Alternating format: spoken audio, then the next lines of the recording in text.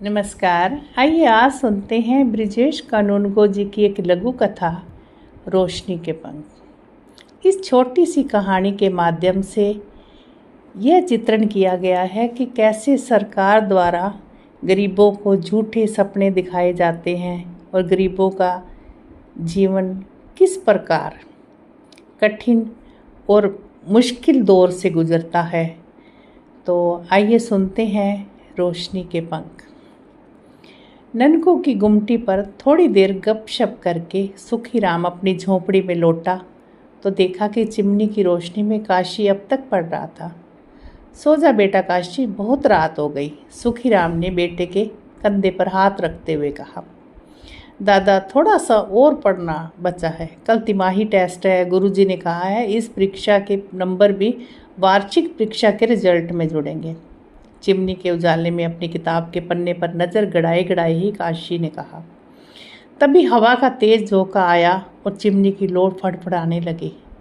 किसी तरह काशी अपने हाथों में किताब की आड़ लेके चिमनी को बुझने से रोकने की कोशिश करने लगा। सुखीराम को मन में इस बात का बड़ा दुख रहता था कि काशी पढ़ना चाहता है, लेकिन स्थिति ऐसी नहीं है कि वह उसे रोशनी भी उपलब्ध करा सके। कौन सा सुख मिला है उसे अपने जीवन में। लोग ठीक ही कहते हैं, न जाने क्या सोचकर माँ बाप ने उसका नाम सुखीराम रखा होगा। हाँ, सुखीराम को थोड़ी खुशी तब जरूर मिली थी जब काशी परीक्षाएं पास करते हुए 5वीं कक्षा में पहुंच ही गया था। सागवान के घने जंगलों के बीच से घाटियों वाला हाईवे गुजरता था। सड़क से लगकर कुल जमा 7 झोंपड़ियों की बस्ती ही सुखीराम का गांव थी।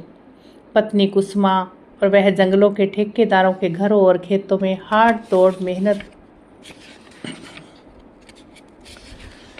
करके किसी तरह अपना खर्चा पानी चला रहे थे।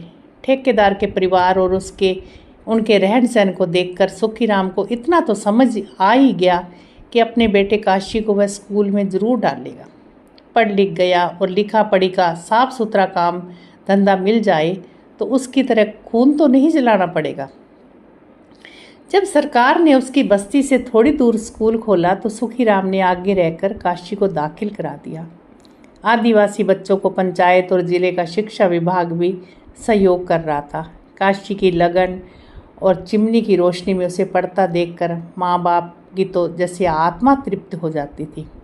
ऐसे में ये हवा, न जाने कब उसकी बस्ती में बिजली आएगी, न जाने कब काशी वल्लभ की तेज़ रोशनी में पढ़ाई कर सकेगा। उस दिन बस्ती से लगी हुई पहाड़ी के आसपास गहमा गहमी दिखाई दे रही थी। बड़े बड़े पंखों के आकार के कुछ यंत्र तथा विशालकाय खंभों के हिस्से ट्रकों पर लादकर पहाड़ी के ऊपर पहुंचाए जा रहे थे। एक ट्रक वाले से सुखीराम ने जानना चाहा तो पता चला कि ये पहाड़ी पर हवा से बिजली बनाने की मशीनें लगाई जा रही है। एक बार फिर सुखीराम को खुश होने का अवसर मिल गया। चलो अच्छा रहा, अब अपनी ही पहाड़ी पर हवा से बिजली बनेगी, अपना काशी बिजली के बल्लभ की रोशनी में पढ़ सकेगा। थोड़े दिन बाद एक बार फिर पहाड़ी पर हलचल दिखाई दे रही थी।